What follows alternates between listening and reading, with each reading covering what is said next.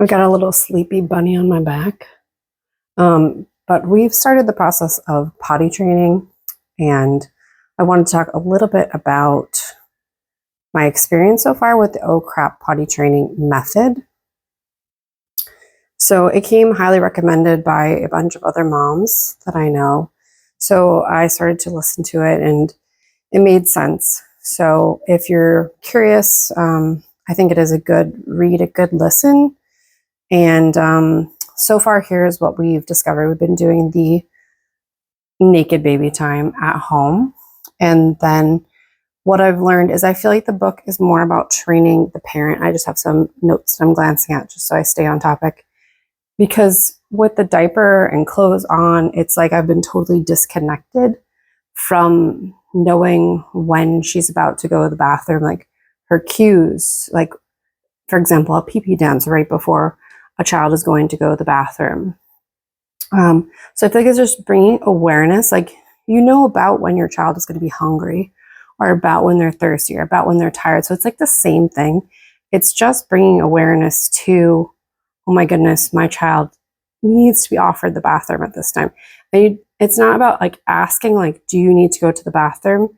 It's like, it is time to use the bathroom, and learning to use a calm, neutral tone. Like, you are peeing, you peed, and then moving to like, I am peeing. So it's like the language is super important. Like, a great example from the book was not telling children to pull down their pants, when it's more of like a pushing down motion. So like, language matters because children are learning language and are super literal. So for me, it's about training me to just have that awareness that like the frequency, like how much she can hold, how long she can hold it for, building my awareness, my intuition that it's like time to offer the potty. And I feel like it also built my child's awareness. Even with a shirt on, it was like she was disconnected from that she was going, because it's like she couldn't see. And I feel like a big part of it is just learning that is coming from my body, because the diaper absorbs so quickly, so fast. She like wasn't fully aware of where all that is coming from. So it also built her self-awareness to what's happening. I feel like the most success we've had is just waiting until she started to go and then moving her on to the potty, so you have a successful catch and then celebrate. And it's not about like scolding or punishing for what's on the floor. I mostly ignore it as long as we caught some, and bring that to the toilet, and dump it in and celebrate, and then clean up after, like not giving that so much attention, because children don't care what kind of attention they're getting as long as it's attention. So where we're placing our attention is way more important. So it's definitely made me more conscious than unconscious about when she's needing it, and the accidents are part of the process, and learning to just like navigate those accidents. Because after a few days home, it was kind of nice to just unschedule my schedule and just stay home and go through this process. I feel like more connected, because it's like you just focus on your child to like learn what are the cues that happen right before. Is it they're hiding behind something? Is it a little dance? Is it, for us, our child just stops completely and looks down, and she might be agitated right before, because she's like, what am I going to do? What am I going to do? So there's like some agitation or hyperness right before. So it was nice to slow down, but then I was like, how do I leave the house with a potty training child? That felt like daunting, because before you could just take the child anywhere you wanted to go without having to like think about it. So it's just like bringing more awareness to just packing the diaper bag differently. I put some paper towels in there. I put some wipes, getting some things to cover public toilets, to use public spaces, putting the tiny potty in the car to allow for freedom to leave, to go places and not feel like stuck in the house, and also exposing the child to like toilets are everywhere. Like, So there's not like a preference built that they only pee here in this potty. So we have multiple different types of potties around the apartment.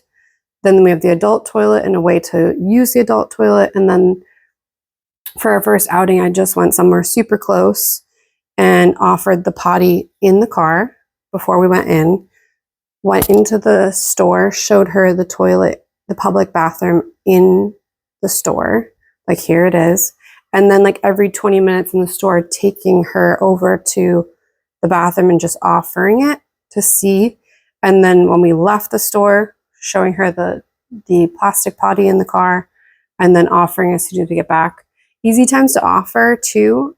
It's time, and it's like neutral voice, neutral tone. It's time to go to the bathroom or go to the potty. Like very specific language. Bathroom might be too abstract. And I've been saying like sit on the potty and then go potty, like then go pee, like the process, like. And for me, it was keeping the potty with me instead of running the child across the room to the potty, because I was keeping the potty on like the perimeter of the room and that really wasn't working.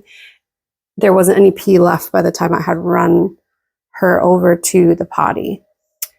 So you can also say when the stream of urine has started to hold, and then move the child to the potty so that you get a catch. And our child doesn't know how to stop the flow of urine, which can be challenging because then she's not completing. And then a few minutes later, she's going again. So she has figured out how to hold the urine, which I think is a success. It doesn't feel like successes yet. It can feel like it's not working in the beginning when it really is. Like she can identify the potty. She knows where it is. I ask her to bring it wherever space we're in, like bringing it to the kitchen with us. Like if I have forgotten to bring it. So she knows where it is. She sits on it. She knows what it's for. So there are like successes and wins. Like she did not have an accident at the store. She was able to hold it. So it's counting up those micro wins. She's had 500 something days of her life in a diaper more often than not. We did do elimination communication, which I think did help. From about 6 weeks old to 4 months old, we did it pretty consistently and had a lot of catches. And then when she started crawling and then walking, she wasn't very interested. But I would I would still offer the potty, even though we weren't doing it as consistently. After a nap, before a nap, before you go to bed, after you wake up from the night, before you leave somewhere. Those are like easy times to get a catch. And those are natural times that you would also go to the bathroom yourself before you leave to go somewhere. So potty training children are everywhere, and it is okay for children to have accidents. It's like a part of life. It's a phase of life. And not feeling like embarrassed and shameful is something I've had to learn. Like children have to learn, and they're going to make mistakes and have accidents, and it's okay.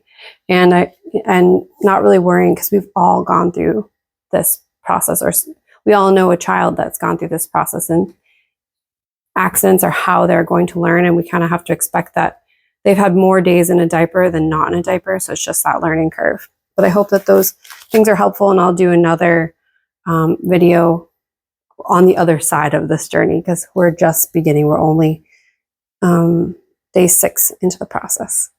If you got value from this video, please like, subscribe, and comment, as it helps the channel find the people that it's meant to find, as well as it's free to subscribe. The word subscribe sounds like you have to pay, but subscribing on YouTube is free. Thanks.